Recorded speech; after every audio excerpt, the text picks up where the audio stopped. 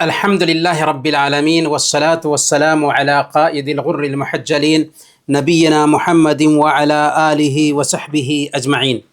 محترم بھائیوں اور دینی بہنوں، السلام علیکم ورحمۃ اللہ وبرکاتہ۔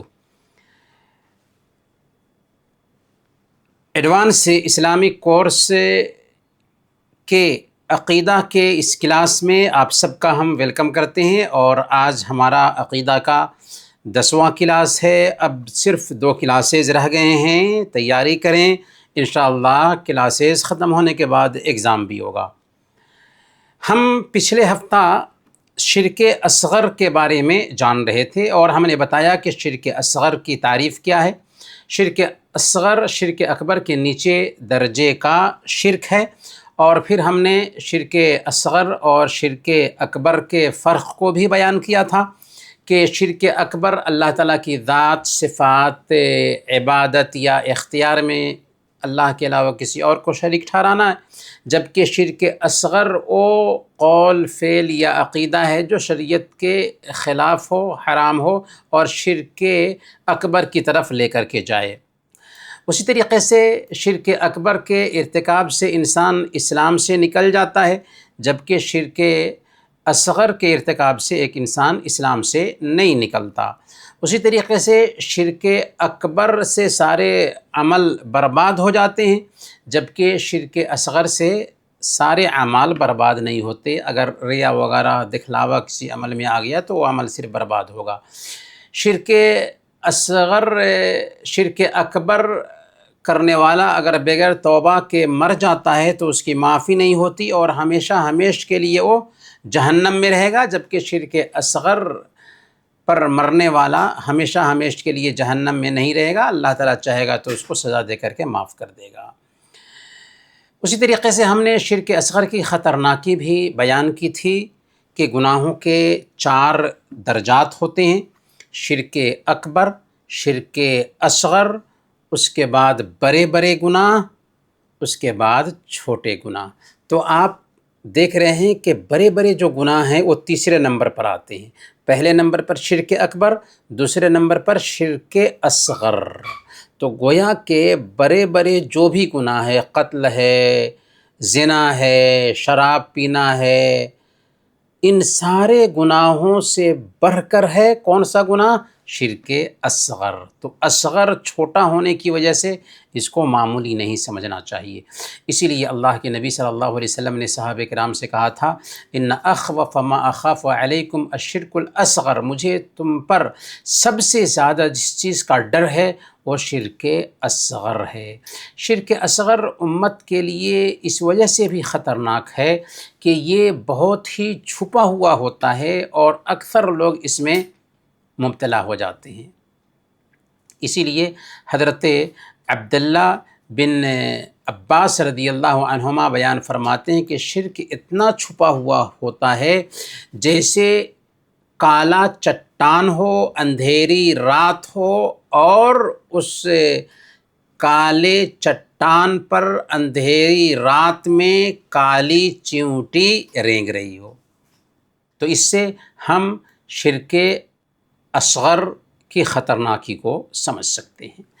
آج کا جو درس ہے اس میں ہم شرک اصغر کی کیا کیا شکلیں ہیں، ان شکلوں کو جانیں گے تاکہ ہم شرک اصغر کی خطرناکی کو سمجھ سکیں۔ اس کے بعد شرک سے بچنے کا کیا علاج ہے اس کو جانیں گے۔ تو شرک اصغر کی کیا کیا شکلیں بنتی ہیں؟ سب سے پہلی شکل ہے شرک اصغر کی، چھوٹے شرک کی ریاکاری، یعنی دکھلاوا۔ آدمی نیک عمل اس لیے کرے تاکہ لوگ اس کو دیکھیں اور اس کی تعریف کریں۔ نماز اس لیے پڑھنا کہ دیکھنے والے تعریف کریں۔ صدقہ اس لیے دینا کہ دیکھنے والے داتا کہیں۔ قرآن اس لیے پڑھنا کہ سننے والے قاری کہیں۔ تو ریاکاری اگر آ جاتی ہے تو وہ عمل ہمارے چہرے پر مار دیا جاتا ہے، اور یہ شرک اصغر میں سے ہے۔ سنن ابن ماجہ کی روایت ہے، حضرت ابو سعید خدری رضی اللہ تعالیٰ عنہ بیان فرماتے ہیں کہ ہم صحابہ کے ساتھ بیٹھے ہوئے تھے، اور آپس میں مسیح دجال کا تذکرہ کر رہے تھے۔ اسی بیچ اللہ کے نبی صلی اللہ علیہ وسلم آئے تو آپ نے پوچھا کہ تم کیا بات کر رہے تھے؟ تو ہم لوگوں نے کہا کہ ہم مسیح دجال کی خطرناکی آپس میں شیئر کر رہے تھے۔ تو آپ نے فرمایا الا اخبرکم بما هو اخوف علیکم عندی من المسیح الدجال، کیا میں تمہیں ایسی چیز نہ بتاؤں جو میری نظر میں تمہارے لیے مسیح دجال سے بھی زیادہ خطرناک ہے؟ صحابہ کہتے ہیں کہ ہم نے کہا کہ ہاں ضرور بتائیے اللہ رسول۔ تو آپ نے فرمایا الشرک الخفی، یہ شرک خفی ہے کہ ایک آدمی نماز پڑھ رہا ہو اور کوئی دوسرا دیکھ رہا تھا تو نماز کو سنوارنے لگ جائے، یعنی ریاکاری آ جائے۔ تو اسی لیے اللہ کے نبی صلی اللہ علیہ وسلم نے صحیح مسلم کی روایت کے مطابق بیان فرمایا انا اغنى الشرکاء عن الشرک من عمل عملا اشرک فیہ معی غیری ترکتہ وشرکہ، کہ میں سارے شریکوں میں سب سے زیادہ شرک سے بے نیاز ہوں۔ جو آدمی کوئی ایسا عمل کرے کہ اس میں میرے ساتھ کسی دوسرے کو شریک ٹھہرائے تو میں اس کو اور اس کے شرک کو چھوڑ دیتا ہوں۔ تو اللہ تعالیٰ شرک کو کبھی بھی نہیں معاف کرتا، اور شرک میں چھوٹے درجے کا شرک یہ ہے کہ ایک انسان اپنے عمل کے ذریعہ دکھلاوا کرے، یہ چھوٹا شرک ہے، اور اس کی وجہ سے ہمارے عمل بھی برباد ہو جاتے ہیں۔ تو ریا کو معمولی نہیں سمجھنا چاہیے۔ دوسرے نمبر پر شرک اصغر کی ایک صورت یہ ہے کہ اللہ کے علاوہ کسی اور کی قسم کھائیں، جیسے کوئی آدمی باپ کی قسم کھائے، ماں کی قسم کھائے، آنکھ کی قسم کھائے، بیٹے کی قسم کھائے، تو یہ ساری قسمیں کیا ہیں؟ حرام ہیں، ناجائز ہیں، اور شرک اصغر میں شامل ہے۔ اگر کوئی آدمی کہتا ہے ماں کی قسم، جان کی قسم، اولاد کی قسم، یہاں تک کہ محمد صلی اللہ علیہ وسلم کی بھی قسم کھاتا ہے، تو یہ شرک اصغر ہوگا۔ حضرت عبداللہ بن عمر رضی اللہ تعالی عنہ نے ایک آدمی کو سنا جو کہہ رہا تھا لا والکعبہ، نہیں کعبہ کی قسم۔ تو ابن عمر رضی اللہ تعالی عنہما نے اس سے کہا کہ میں نے رسول اللہ صلی اللہ علیہ وسلم کو فرماتے ہوئے سنا من حلف بغیر اللہ فقد کفر او اشرک، کہ جس نے اللہ کے علاوہ کسی اور کی قسم کھائی اس نے کفر کیا یا شرک کیا۔ یہ سنن ابی داؤد اور سنن ترمذی کی روایت ہے۔ تو حضرت ابن عمر رضی اللہ تعالی عنہما نے اس انسان کو جب دیکھا کہ وہ کعبہ کی قسم کھا رہا ہے تو کہا کہ یہ تو شرک ہے۔ اللہ کے نبی صلی اللہ علیہ وسلم نے کہا کہ جو آدمی غیر اللہ کی قسم کھائے اس نے کفر کیا یا شرک کیا۔ تو قسم کس کی کھانی چاہیے؟ صرف اللہ کی قسم کھانی چاہیے۔ اللہ کے نبی صلی اللہ علیہ وسلم نے بیان فرمایا، مسند احمد کی روایت ہے، لا تحلفوا بآبائکم فمن کان حالفا فلیحلف باللہ او لیصمت، اپنے باپوں کی قسم مت کھاؤ، جو قسم کھانا چاہتا ہے وہ اللہ کی قسم کھائے یا خاموش رہے۔ اس قسم کی خطرناکی کی وجہ سے حضرت ابن مسعود رضی اللہ تعالیٰ عنہ بیان فرمایا کرتے تھے لَأَنْ أَحْلِفَ بِاللَّهِ كَاذِبًا أَحَبُّ إِلَيَّ مِنْ أَنْ أَحْلِفَ بِغَيْرِهِ وَأَنَا صَادِقٌ، میں اللہ کی جھوٹی قسم کھاؤں یہ میرے نزدیک زیادہ پسندیدہ ہے اس بات سے کہ میں غیر اللہ کی سچی قسم کھاؤں۔ یعنی اللہ کی جھوٹی قسم کھا لے یہ بھی گناہ ہے، لیکن یہ آسان ہے اس بات سے کہ کوئی آدمی سچی قسم غیر اللہ کی کھائے۔ آج کتنے دھڑلے سے ہم کہتے ہیں باپ کی قسم، آنکھ کی قسم، بیٹے کی قسم، جان کی قسم، حرام ہے، شرکیہ عمل ہے۔ یہ جب ہم کورس کرتے ہیں تب ہمیں پتہ چلتا ہے۔ ہاں اگر کوئی آدمی قرآن کی قسم کھاتا ہے تو یہ جائز ہے، کیونکہ قرآن اللہ کا کلام ہے، یا کہتا ہے رب کعبہ کی قسم، کعبہ کے رب کی قسم، تو جائز ہے۔ قرآن کی قسم کھانا جائز اس لیے ہے کہ قرآن اللہ کا کلام ہے اور اللہ کی ذات سے اس کا تعلق ہے، اس لیے قرآن کی قسم کھانا جائز ہے۔ قسم کھانے کا طریقہ کیا ہوگا؟ کیسے ہم قسم کھائیں گے؟ قسم کھانے کا درست طریقہ کیا ہے؟ ہم کہیں گے اللہ کی قسم، واللہ، باللہ، تاللہ، اپنی زبان میں اللہ کی قسم ہم کہہ سکتے ہیں، واللہ کہہ سکتے ہیں، باللہ کہہ سکتے ہیں، تاللہ کہہ سکتے ہیں۔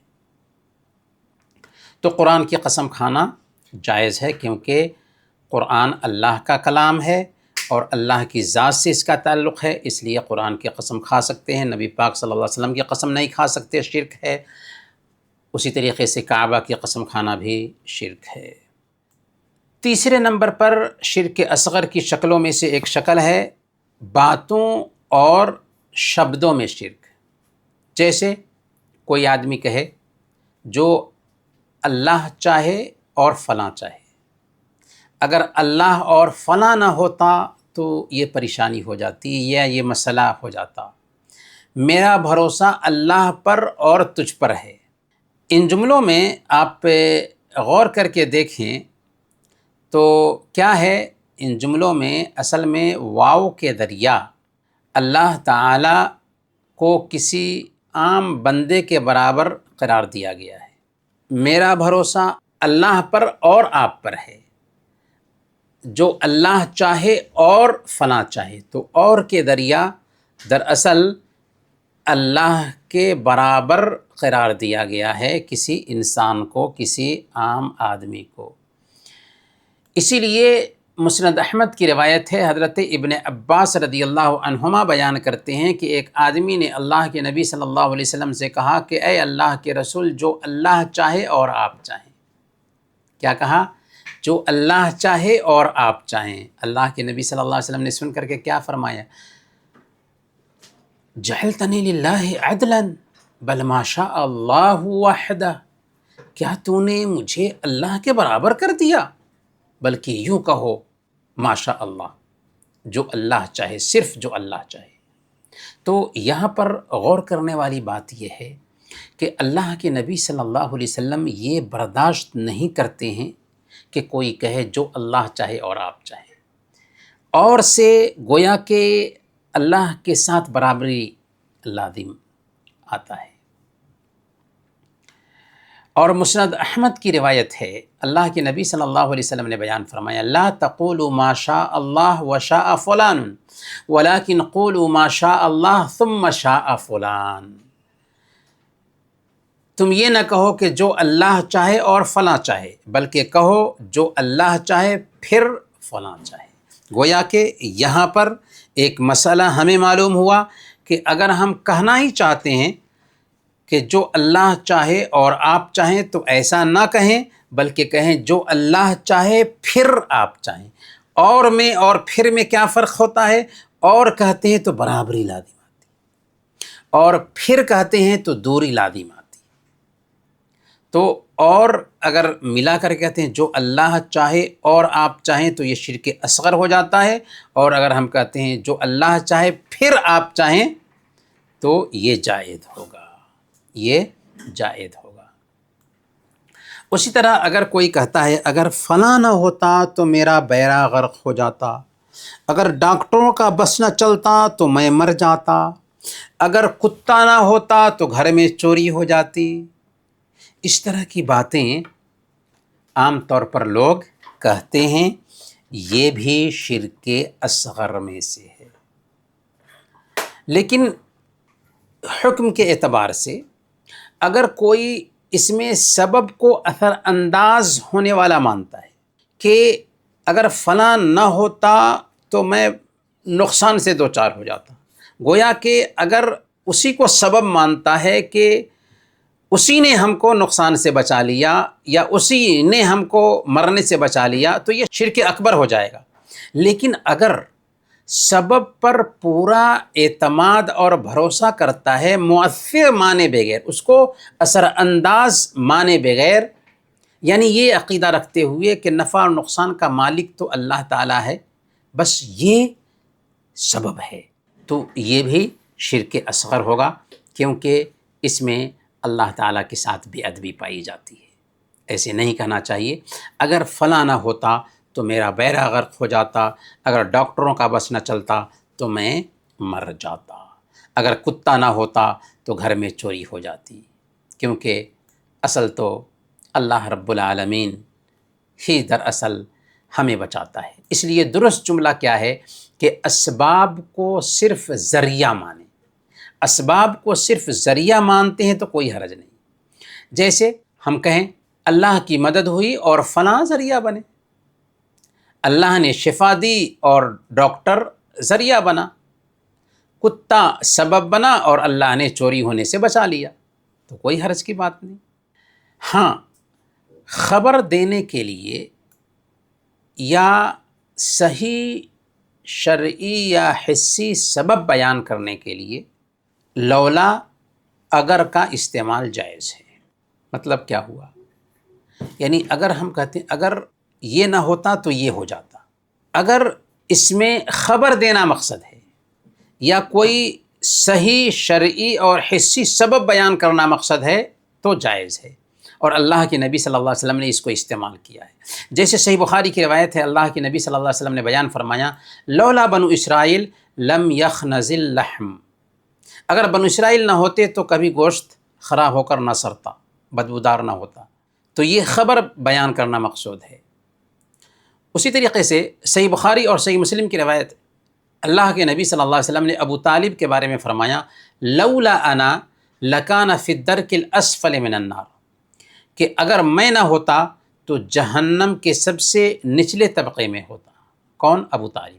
تو یہاں پر بھی دراصل خبر دینا مقصود ہے اور ایک شرعی سبب بیان کرنا مقصود ہے، تو یہ جائز ہے۔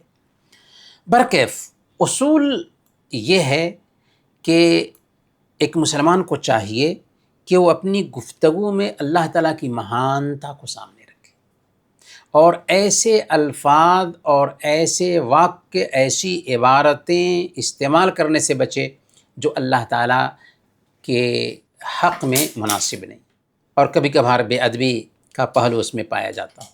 تو اسی لیے اس طرح کے الفاظ کہنا نہیں چاہیے کہ اگر ڈاکٹر نہ ہوتا تو مر جاتا، کتا اگر نہ ہوتا تو چوری ہو جاتی، اس طرح کے الفاظ نہیں کہنا چاہیے۔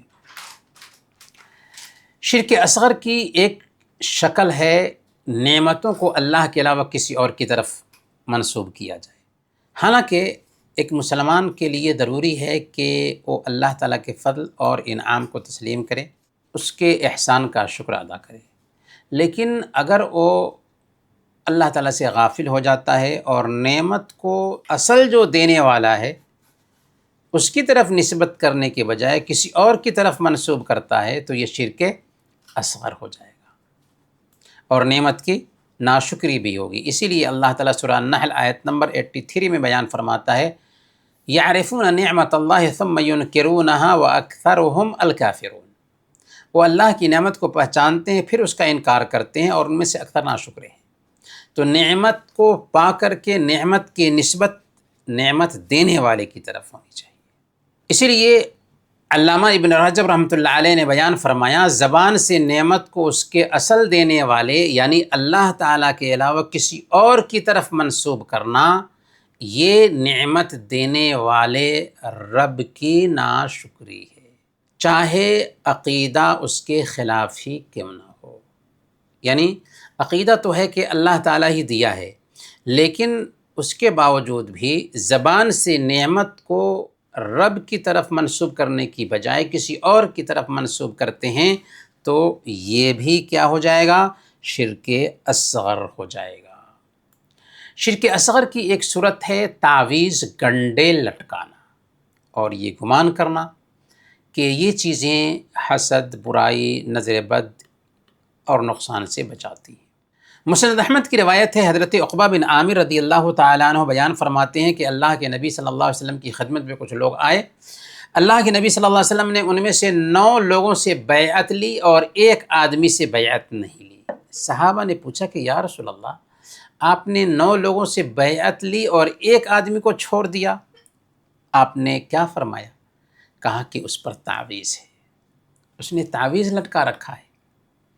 پھر وہ شخص خود آگے بڑھا، اپنا ہاتھ گلے میں ڈال کر کے اس تعویذ کو پھاڑ دیا، تب اللہ کے نبی صلی اللہ علیہ وسلم نے اس سے بیعت لی۔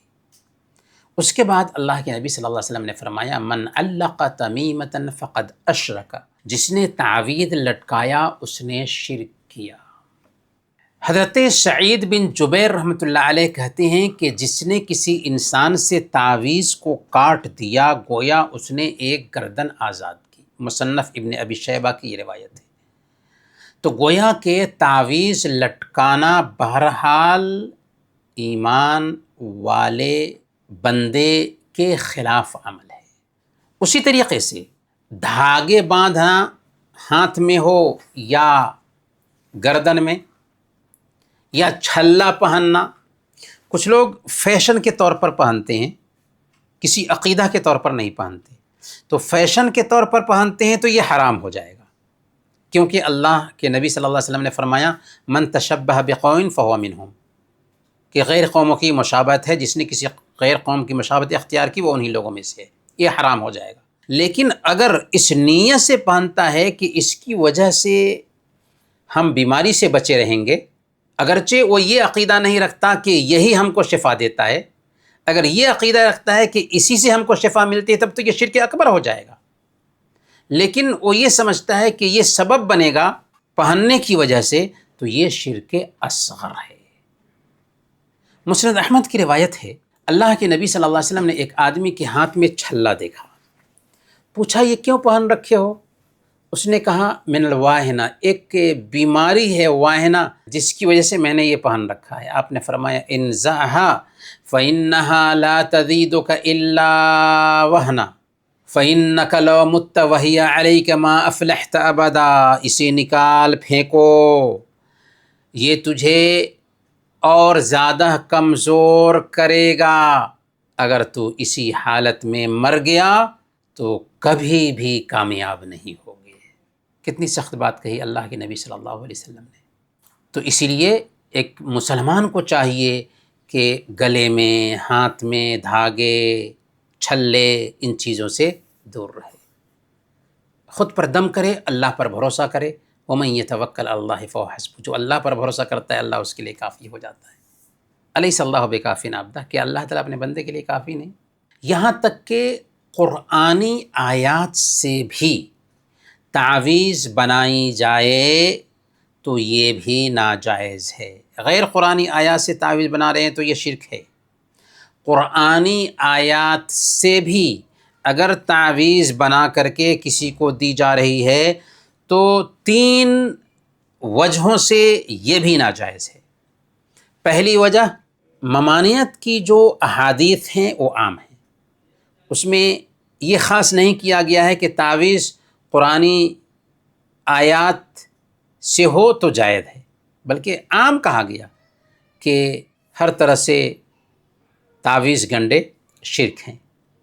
دوسرے نمبر پر سد ذریعہ کے طور پر، سد ذریعہ کیا ہے؟ مطلب یہ ہے کہ اگر ہم اس کی گنجائش نکالتے ہیں تو غیر قرآنی تعویذ کا دروازہ کھل جاتا ہے، اور آج ہم دیکھتے ہیں کہ جو لوگ تعویذ کے عادی ہوتے ہیں وہ ایمان کے سوداگروں سے تعویذ لیتے ہیں، اور اس میں وہ پتھر، اس میں وہ آٹا، اس میں کپڑے، اس میں الٹپ جو چیزیں چاہتا ہے ڈال کر کے اس کو بھر دیا کرتا ہے، اور یہ اس کو خرید کر کے پیسے دے کر اپنے ایمان کا سودا کرتا ہے، تو سد ذریعہ پر کے طور پر بھی حرام ہے۔ تیسرے نمبر پر اس کی بے حرمتی ہوتی ہے، کیونکہ اسی تعویذ کو پہن کر کے ایک آدمی باتھ روم میں جائے گا۔ اگر کوئی آدمی اللہ کا کلام باتھ روم میں ڈال دے تو وہ غصہ ہو جائے گا، لیکن خود اللہ کے کلام کو لے کر کے باتھ روم میں جا رہا ہے اور اس کو احساس نہیں۔ تو تعویذ گنڈے سے، چاہے قرآنی تعویذ ہو غیر قرآنی تعویذ ہو، ہمیں بچنا ہے۔ شرک اصغر کی 6ٹھی صورت ہے شرکیہ جھاڑ پھونک۔ سنن ابی داؤد کی روایت ہے، حضرت عبداللہ بن مسعود رضی اللہ تعالی عنہ کی بیوی حضرت زینب رضی اللہ تعالی عنہ فرماتی ہیں کہ عبداللہ جب کسی کام سے واپس آتے تو دروازے پر پہنچتے تو کھنکھارتے اور تھوکتے تھے تاکہ آنے کی آہٹ معلوم ہو جائے۔ انہیں یہ بات ناپسند تھی کہ وہ ہم پر اچانک ایسے آ جائیں کہ انہیں اچھا نہ لگے۔ گویا کہ یہاں پر ایک ادب یہ بتایا جا رہا ہے کہ جب ہم گھر میں داخل ہوں تو احساس دلا کر کے داخل ہوں کہ ہم آ رہے ہیں، تاکہ گھر میں عورتیں ہوتی ہیں اپنے آپ کو سنوار لیں، اور یہ ادب ہے۔ پرانے زمانے میں اس ادب کو برتا جاتا تھا، اب لوگ جو ہے نا نئے فیشن میں اس ادب کو بھی بھول گئے۔ برکیف حضرت زینب رضی اللہ تعالیٰ عنہ حضرت عبداللہ بن مسعود رضی اللہ تعالیٰ عنہ کی بیوی کہتی ہیں کہ ایک دن وہ آئے اور انہوں نے کھنکھارا۔ زینب کہتی ہیں اس وقت میرے پاس ایک بوڑھی عورت تھی جو مجھے حمرہ یعنی بخار یا جسم پر نکلنے والے سرخ دانوں وغیرہ کا دم کر رہی تھی۔ میں نے اسے چارپائی کے نیچے چھپا دیا، کیونکہ ابن مسعود رضی اللہ تعالیٰ عنہ کو اچھا نہیں لگتا، تو ان کی بیوی نے ان کو چارپائی کے نیچے چھپا دیا۔ عبداللہ بن مسعود رضی اللہ تعالیٰ عنہ اندر آئے اور میرے سامنے میرے پہلو میں بیٹھ گئے۔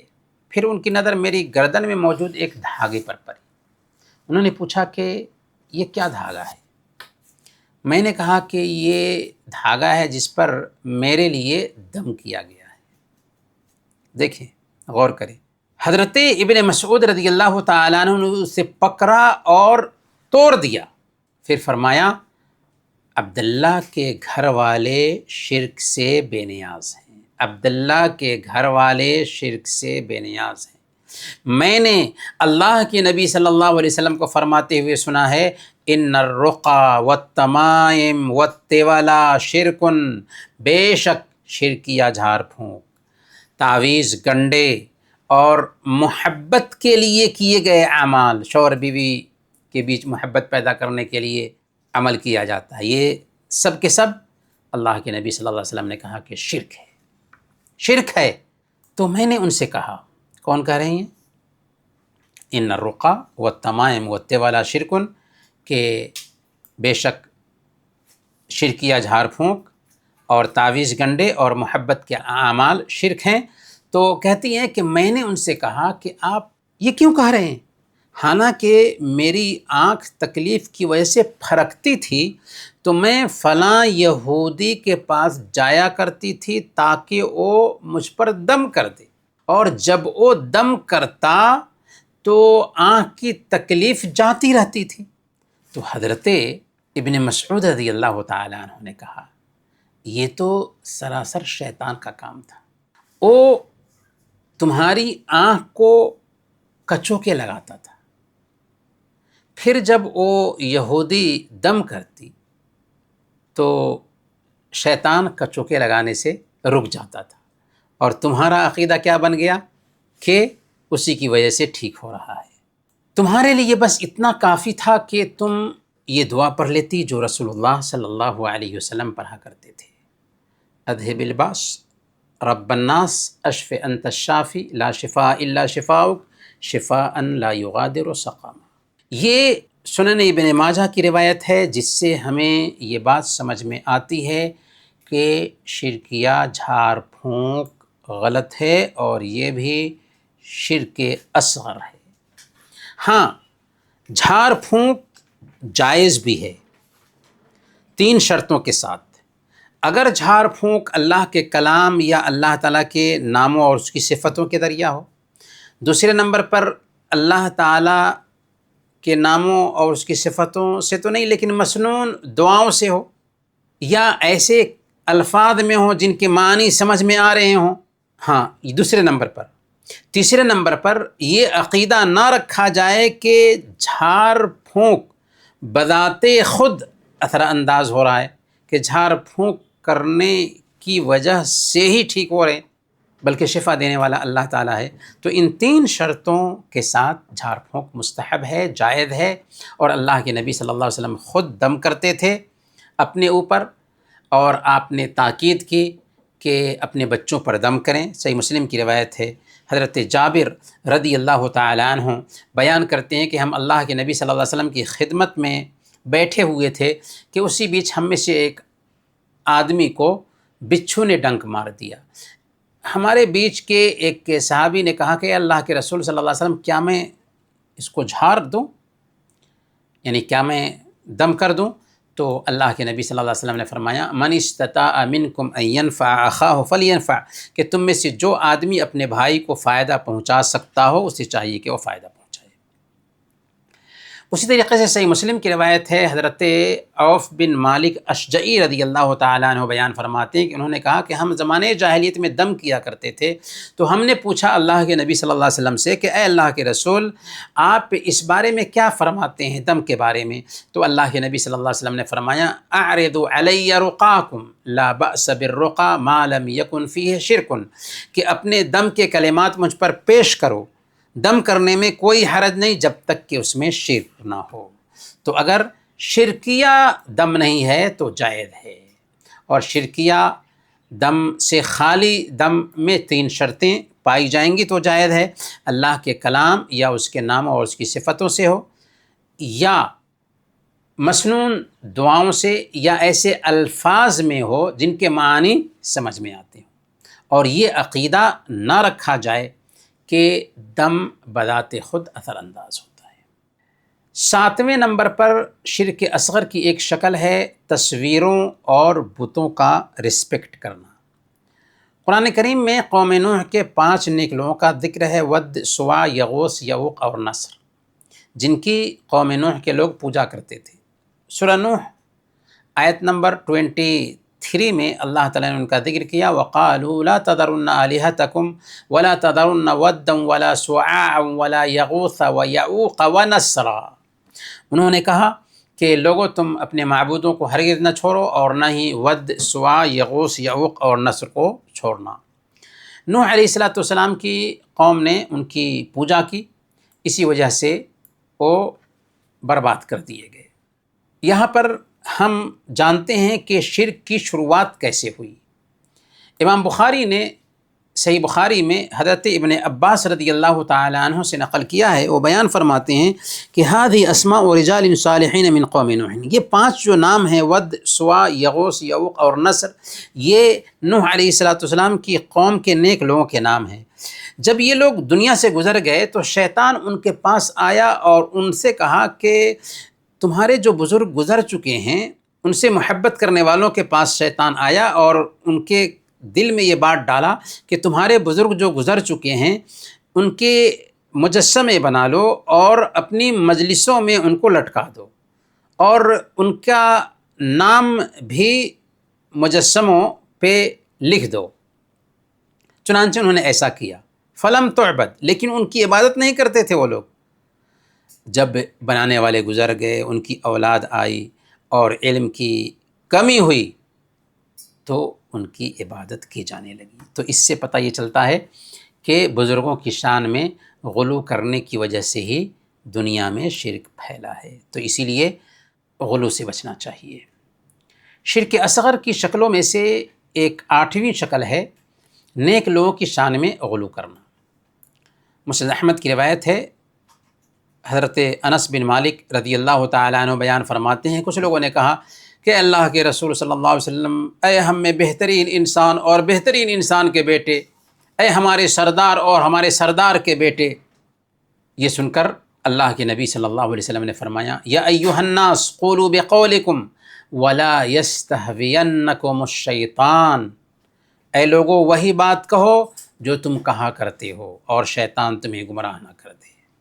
میں محمد اللہ کا بندہ اور اس کا رسول ہوں، مجھے یہ پسند نہیں کہ تم مجھے میرے مرتبے سے اوپر چڑھاؤ، جس مرتبے پر اللہ نے مجھے رکھا ہے۔ تو اسی لیے ہمیں غلو سے بچنا چاہیے۔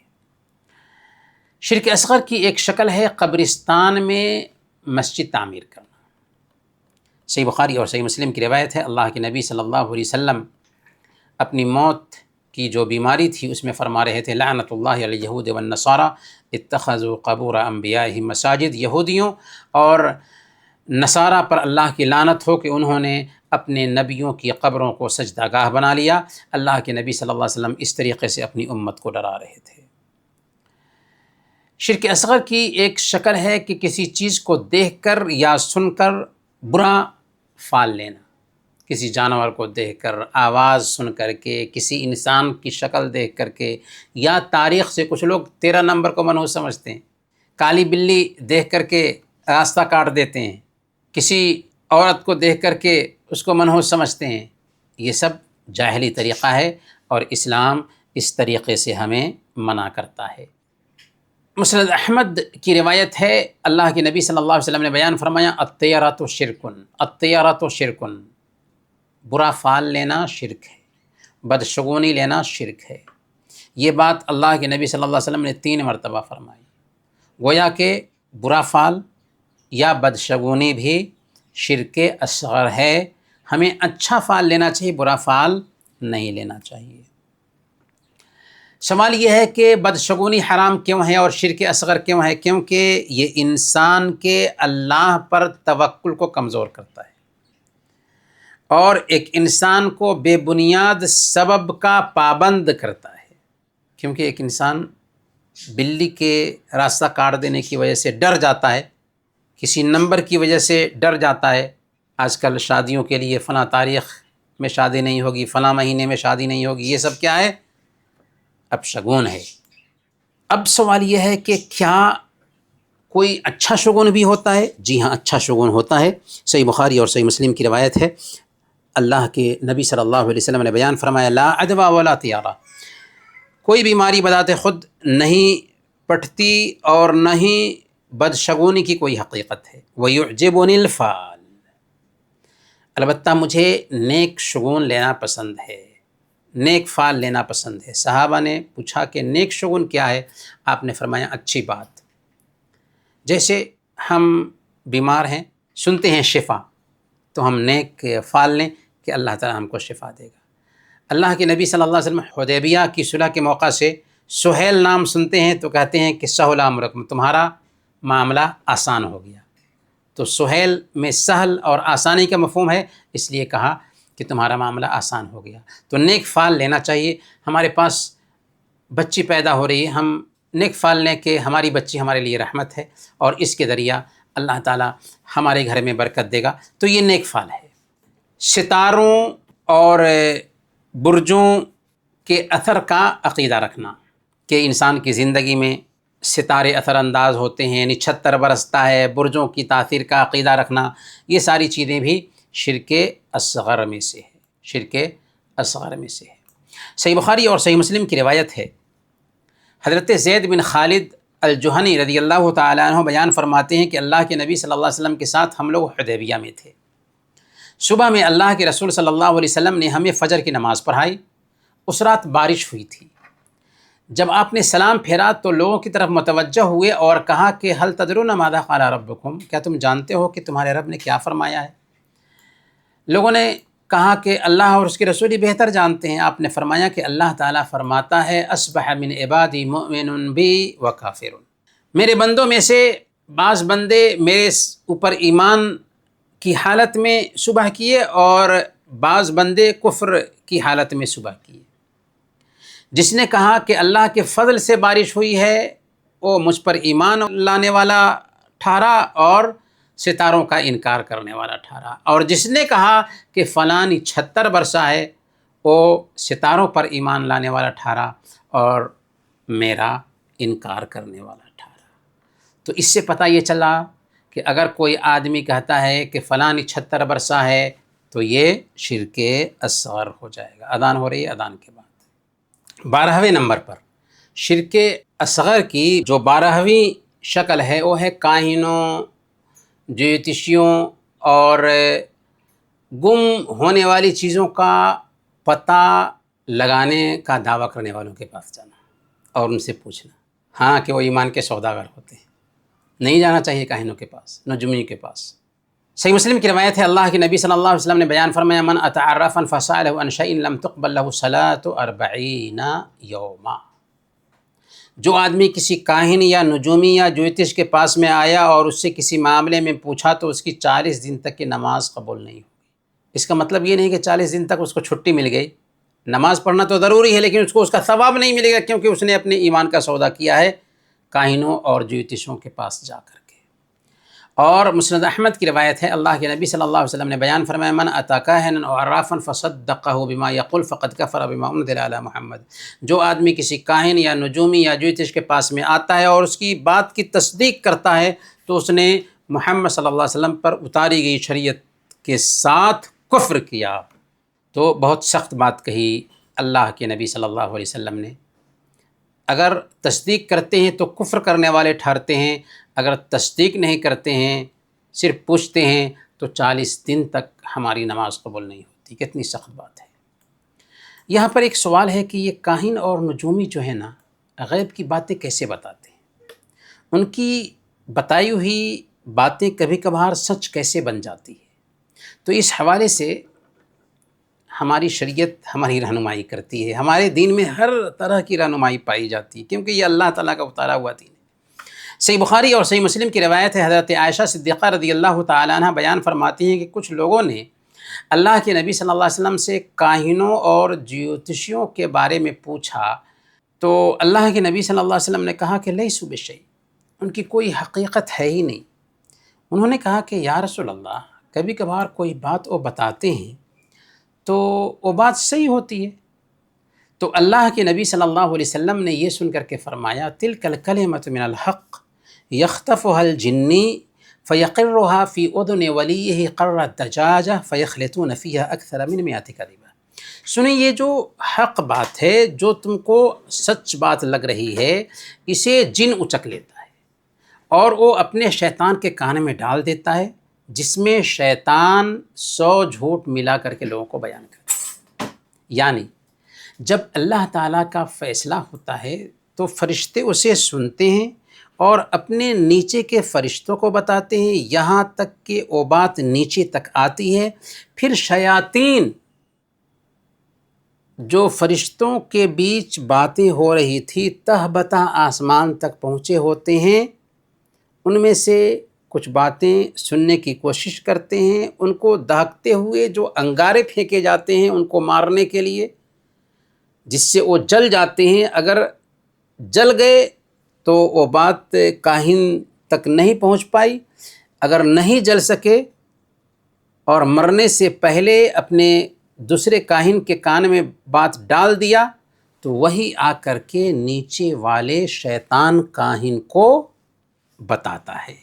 چنانچہ وہ جو شیطان کاہن ہے اس میں 100 جھوٹ ملا۔